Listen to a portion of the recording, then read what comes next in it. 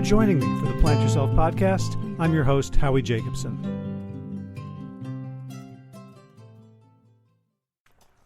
Hey folks, a short episode today because the book is still not quite done. I think Thursday is now the final deadline. So I got in a lovely conversation last week with Peggy Brusseau, who is the author of a beautiful cookbook called The Contented Vegan. And contented is such a nice word. It's got so much sort of gyroscopic emotional heft to it. Like, you're just contented. And Peggy, true to the book, is extremely contented and happy and positive. And again, a wonderful antidote to a lot of the stuff I've been sort of imbibing in the news and fretting over and worried about. And, you know, in these times of COVID, this is just another lovely life reaffirming conversation about life and food and transition and growth, and I hope you really enjoy it. So without further ado, Peggy Brusseau, welcome to the Plant Yourself podcast. Hello, it's lovely to be here. Did I pronounce your last name correctly? You did, yes. Excellent. I should have asked before we started, but that's fine. There are two versions that are okay. What's the other one? Well, it's the emphasis on the first syllable or the second. Simple. So whichever one you prefer, whichever one falls out of your mouth, that's okay. Okay, good. Now I'm going to second guess myself the whole time. So you've just published a beautiful cookbook called The Contented Vegan, and the subtitle is Recipes and Philosophies from a Family Kitchen. So I'm curious about all the adjectives. Why contented? Well, it's an arrival at a way of living and a dietary way of living as well that I have found very, very peaceful and pleasing. It's like coming home to the right place for me. And I will say also for my family.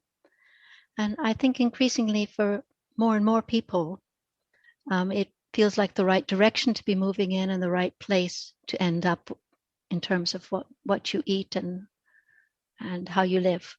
Mm-hmm. Now, you mentioned you grew up initially in Minnesota. Yes. Right. So I don't think of that as sort of a hotbed of veganism. Definitely not. No. What was your first movement towards whatever? I guess it was sort of some form of vegetarianism, but just making dietary decisions based on something other than availability and taste. Yes, it was. I mean, it's also a movement in the direction of autonomy, isn't it? Where when one starts thinking for oneself, you can explode or push away things that don't actually fit you. And that was a process that happened for me when I started traveling and eventually came to London and Britain.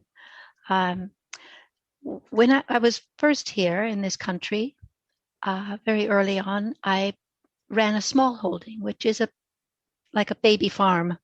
It's a large market garden, and that had a big orchard and a big herb garden, which I planted, and vegetable garden. And I began to sell produce and basically create a living for myself. And one of the things that happened was I was delivered a sort of rescue cow. Someone came and said, would you just take this cow, this solitary cow, and look after her for a couple months? Now, I'd never met an animal. I actually never met one. And she was she was a big introduction. She was also pregnant and she was also milking. So I had to do a lot of learning very quickly. And one of the things that happened as a result of that was that I decided I didn't want to include animal husbandry in my way of life. And pretty much overnight, I became vegetarian. And then from there, I really went through virtually every pre-vegan way of thinking and living for the next few years, and eventually arrived at veganism. And I was very fortunate because when I met my husband, he was already vegetarian, so was I, and we became vegan together. And that was a very very unifying and pleasing thing to do. So that's how I came to this place. And then over the years, became more relaxed with it, having had to learn, first of all about nutrition and about how to fend off people who said I would die by next Friday, sort of thing, if I didn't have meat or dairy. And then, of course, once we started having a family, once I became pregnant, that there was a great clamor of people saying this would fail and this was no good and this was irresponsible. And again, I had to learn a great deal. And I say with my husband, we learned a great deal, and we raised a family, and our sons they continue to be vegan, even though they're young adults now. So we're very contented. Gotcha. I'm curious about the London scene, because in the States, people tend to come to veganism through some sort of either personal epiphany or activism. But there's not a lot of philosophical underpinning, it's sort of like, Yeah. it's ethic. In London, like everything is like intellectualized. Certain, you've got, where I lived, we have, the Anna Freud house, and like even food, like the Vegetarian Society in London was very sort of intellectual and intersectional with sort of Marxism and holistic health and UFOs. Like, it was all sort of mashed together. Yes. What your experience was of navigating when there were so many other agendas? Yes. Well, what the predominant feeling I had at that time from people who were active vegans or activist vegans was that they were angry. And I wasn't angry. I felt and still feel very, very fortunate, and I feel very peaceful. And it's that I think we should, and I hesitate to use the word should ever, but I've just said it, that we should make an effort to feel that lovely sense of calm, especially when we're eating, especially when we're considering what to eat. And it just strikes me that with so much anger out there, we have to refute it. And so I have a lot to say about the vegan diet or the plant-based diet, but I am not an angry person, and I don't encourage the sort of angry vegan stance in anyone. It's funny because I got that from the book. I just took a few notes in preparation for our conversation, and one of them I have in front of me. It says, how hard you weren't trying to convince or proselytize. Like it was almost like a palpable absence of like the kind of sort of angry or edgy fervor. It's just like, here, this is what I have. This is what I learned. This is important. It's beautiful. It was a very sort of calming spell that the Thank you. front matter of the book casts. It's like, oh, this is fun. This is fun. This is nice. Yeah.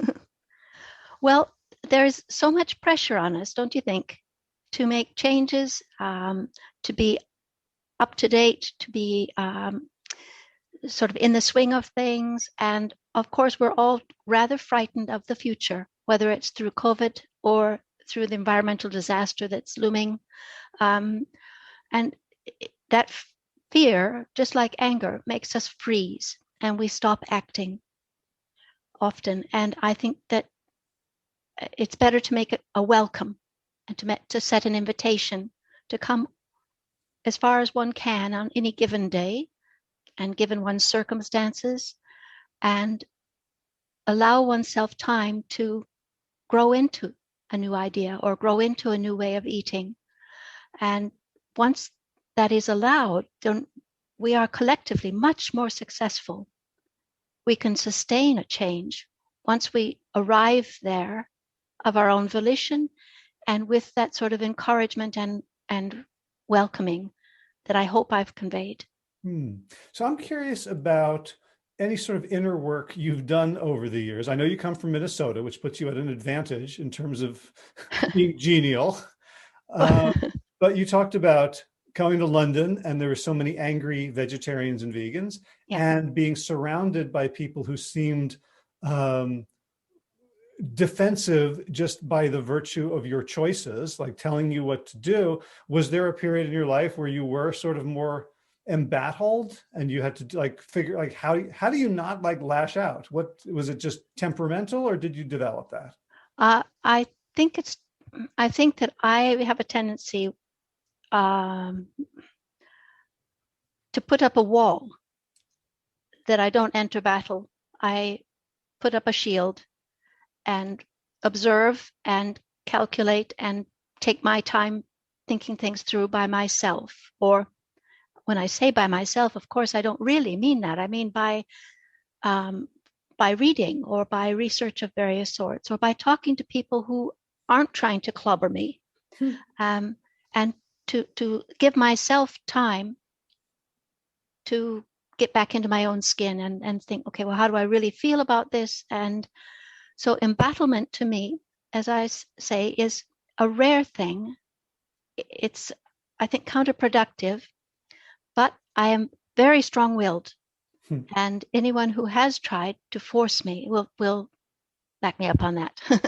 But I don't need to enter battle with them.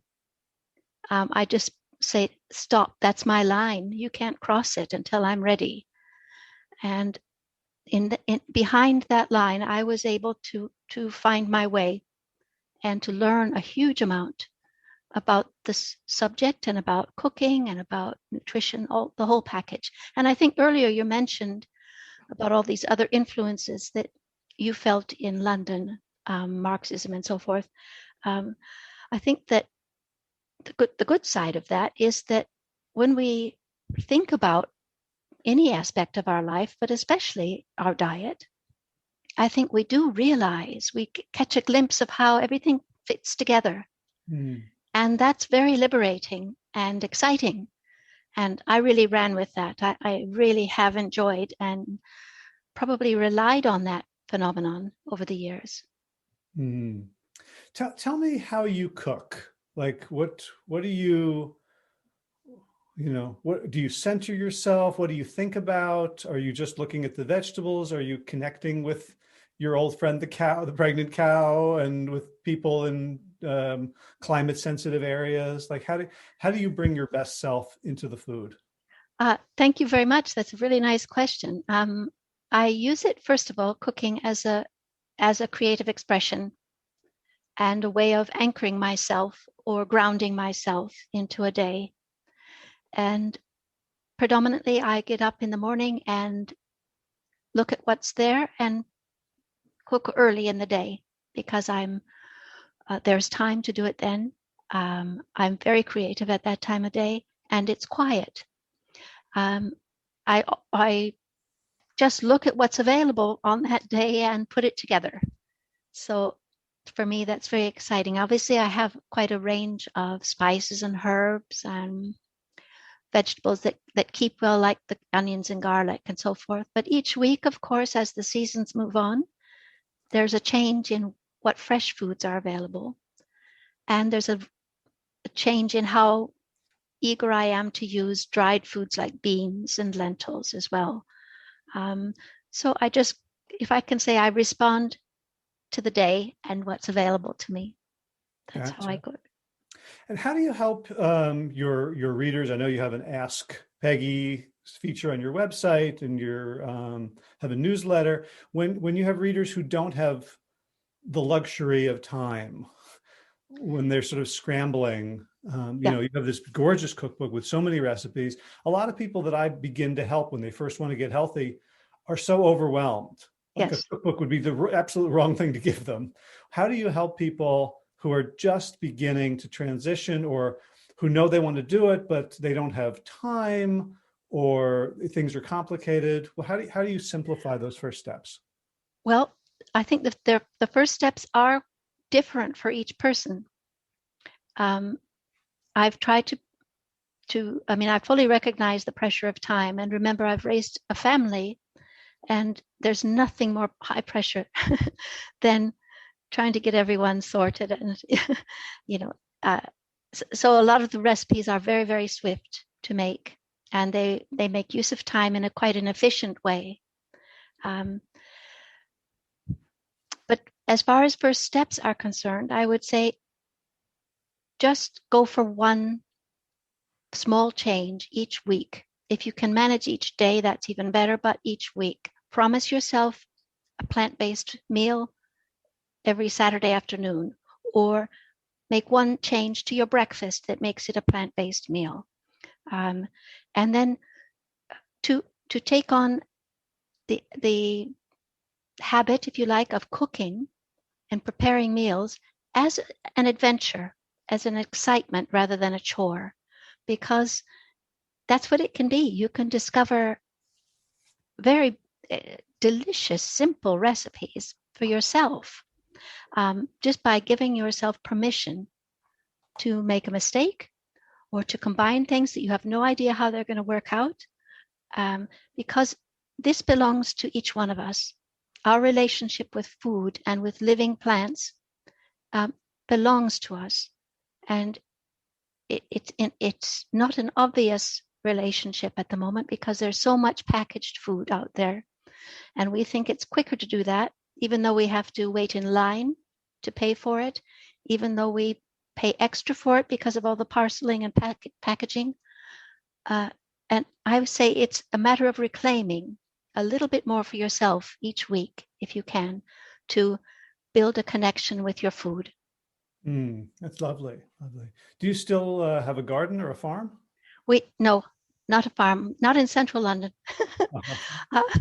No, that's past now, but we do have a very small allotment garden. I don't know if you recall that from your time in London, but they're pieces of land that are owned by the city, and then they're divided into small parcels, and people put up their name on a waiting list to rent them, and then they can grow things on them.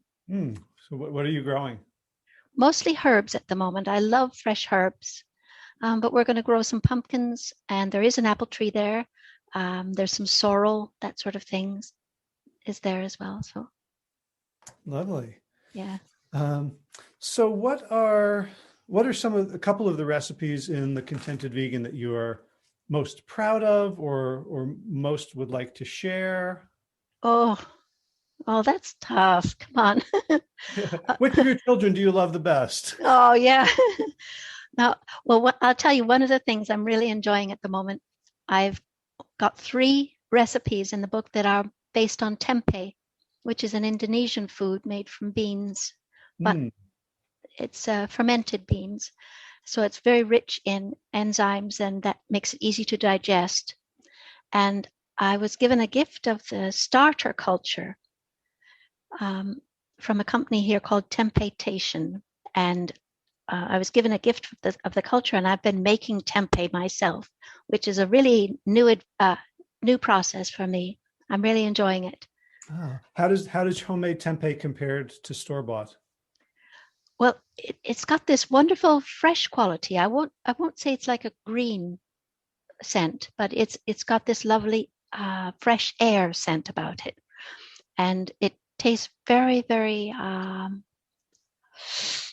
It tastes nutty, slightly nutty. I think that's it. So I've never made tempeh, but somehow in my head I have a prejudice that like it would take like 17 years. No, I think you might be thinking of soy sauce or miso. They can take some time. Okay. So Tempeh how long is tempeh? about 36 hours. Really? Yeah. And it's not that hard? No, it's very easy. The first time you think, oh, am I doing this correctly? But it is just a simple process that you do a few minutes here and there over the course of the 36 hours. You're not on call the whole time. Okay, because I've been adding tempeh more aggressively to my diet, replacing tofu more and more. Uh-huh. I think I read something about vitamin K2 is available in tempeh. Yeah. And also now I have an air fryer. I just chop it really thin and spritz on some stuff and make sort of tempeh bacon strips. Fantastic. Yeah, that's what I've made a TLT in the cookbook, just tempeh lettuce and tomato sandwich. Ah, yes. With I'm on that page now. It's got spreading the yellow mustard. Yeah. It looks gorgeous. Thank you.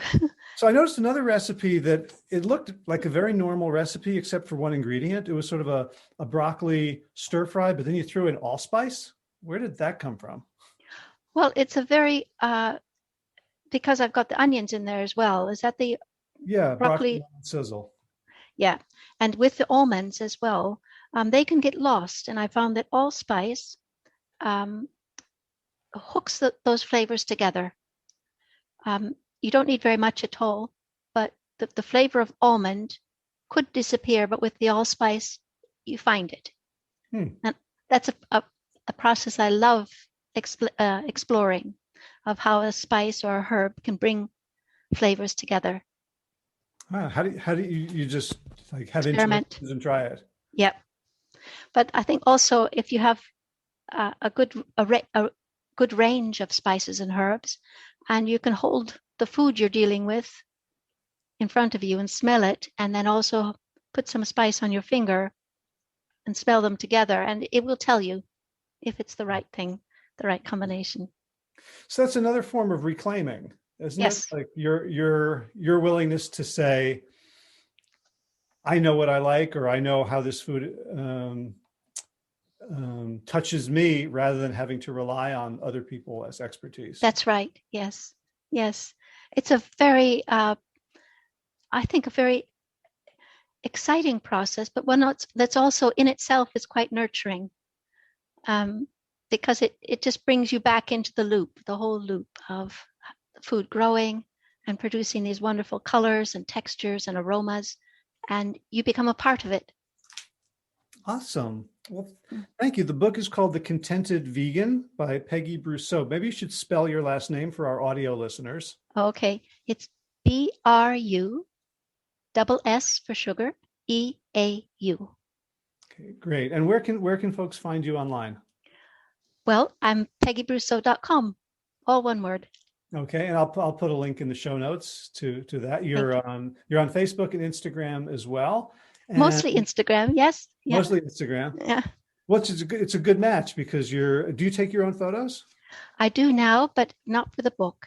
The book, okay. Those, yeah. So did the photographer come over and take those? They used a studio in London, East London. Were you cooking in the studio? Not this time. I wasn't. That was difficult at that time. So you just brought things in? Yeah. Okay. Yeah. So you didn't get to watch them work? No, I didn't. It's a pity. Oh, Yeah. I would write a cookbook just to watch somebody photograph it. Yes, I know what you mean. It was just bad luck at that time, just timing and everything. Right. When we aren't in the pandemic lockdown, do you teach like in-person classes? I wouldn't say they're classes. I would say more like seminars or workshops. That would be a better word. Yeah. Okay. And what's the difference? What's the distinction? That I wouldn't be up there demonstrating. I would be moving around, rubbing shoulders and elbows with people as they are doing it, because I think it's such a tactile and tactile act to cook, and then also you have to use all your senses. And sometimes people just need to have a hug, so that they know that that's okay to do. That they don't have to follow precisely the method and the exact movements of another person. It has to be their own. Wow, that sounds great. I would love to attend one of those when right. The world makes that possible again. Yeah. Well, Peggy Brusseau, thank you so much for this lovely conversation. Thank you for this gorgeous cookbook for YouTubers. I'll hold it up. Nice. Thank you. You can see it. And I wish you all the best. It was lovely meeting you. Thank you. You too. You take care. Yeah. You too. Take care. Okay. Bye. I told you that was a short episode, short and sweet, I hope. Shortest one I've ever done. So this might have been a good one for a more strenuous, intense workout that didn't last so long. I'll be back next week with another full episode and several more already scheduled after that. So in movement news, had a wonderful breakthrough in the garden. Actually, it's both. It's movement and gardening news. We pulled out our two-wheeled BCS tractor, garden tractor, which comes from Italy. So we've nicknamed her Francesca. And Francesca had been fitted with the mowing attachment, and we wanted to mow, and then, don't tell the permaculturalist, we did some tilling. Just because things had gotten so lumpy and bumpy, and we just needed to make a fresh start with the plot in our garden. And because of all the work I've been doing with Monkey Bar Gym and kettlebells and body weights, I was actually able to lift up this big, heavy steel and iron attachment and place it on the PTO coupling, the power takeoff, if you're not a tractor aficionado. The PTO coupling, and in the past, it would have been too heavy. I would have had to sort of put it on the ground and then go back and forth, gear up, gear down, to try to get the tractor to couple with this giant attachment. And being stronger was just awesome. I'm having so much fun doing it. Today, I did a 5-mile walk jog. It was going to be a 6-mile run. My knee's still bothering me. And you know what? Walking is good. Walking is good enough. This evening at 6, I've got another yoga body alignment class, and just really appreciating reforming my body through through use, through waking up these muscles that I haven't used in such a long time. All right, time for thanks. Thanks to Will Ridenauer for allowing me to use his beautiful song Sabali Dawn, the Dance of Peace. You can find more of Will's music at his website, willridenauer.com. And of course, thanks to all of you Plant Yourself Podcast patrons. Kim Harrison, Lynn McClellan, Brittany Porter, Dominic Maurer, Barbara Whitney, Tammy Black, Amy Good, Amanda Hatherley, Mary Jane Wheeler, Ellen Kennelly, Melissa Cobb, Rachel Behrens, Tina Scharf, Tina Ahern, Jen Filkanovsky, David Bizek, The Mysterious Michelle X, Elsbeth Feldman, Leah Stoller, Alan Christensen, Colleen Peck, Michelle Landry, Josina, Sarah Durkis, Kelly Cameron, Janet Selby, Claire Adams, Tom Franzek, Jeanette Bennett, Gila Cert, David Donahue, Blair Cyber, Dorona Vizov, Gio and Carolyn Argentati, Jody Friesner, Misha Rosen, Michael Warbeck, Aviva Lael, Alicia Lemus, Val Linneman, Nick Harper, Bandana Chawley, Molly Levine, The Inscrutable Harry R., Susan Laverty, The Panda Vegan, Craig Kovic, Adam Scharf, Karen Burry, Heather Morgan, Nigel Davies, Marion Blum, Teresa Koppel, Julian Watkins, Breed O'Connell, Sharon Hirschman, Linda Ayat, Holm Hedegaard, Isa Tuzinwa, Connie Hainline, Aaron Greer, Alicia Davis, Heather O'Connor, Carolyn Jensen, Sherry Olakoski of Plant Powered for Health, Karen Smith, Scott Marani, Karen and Joe Crabtree, Kirby Burton, Teresa Carell, Kevin McCauley, Elizabeth Rothschild, Ann Jesse, Cheryl Dwyer, Jenny Hazelton, Peter W. Evans, Dennis Bird, Darby Kelly, Lori Fanny, Linnea Lundquist, Emily Iconelli, Levy Wallach, Rosamund McAtee, Dan Picorni, Stephen Leenan, Patty DiMartino, Mike and Donna Kartz, Deanne Bishop, Billbury Elf, Marjorie Lewis, Tricia Adams, Nancy Sheldon, Lindsay Bayshore, Gunmarit Hagen, Tracy Gullidge, Laura Heaton, Meg from Mama Says, Stacey Stokes, Ben Savage, Michael Kay, David Hughes, Connie Rogers, Claire England, Sally Robertson, Param Ganchi, Amy Daly, Brian Tourville, Mark Jeffrey Johnson, Josie Dempsey, Karen Schmidt, Pamela Hayden, Emily Perryman, Allison Corbett, Richard Stone, Lauren Vaught of Edible Musings, Aaron Hasty, Sean Owen, Sagar Naik, Erica Piedra, Danielle Roberts, Michael Lushton, Sarah Johnson, Catherine Floyd, for your generous support of the podcast. That's it for now. As always, be well, my friends.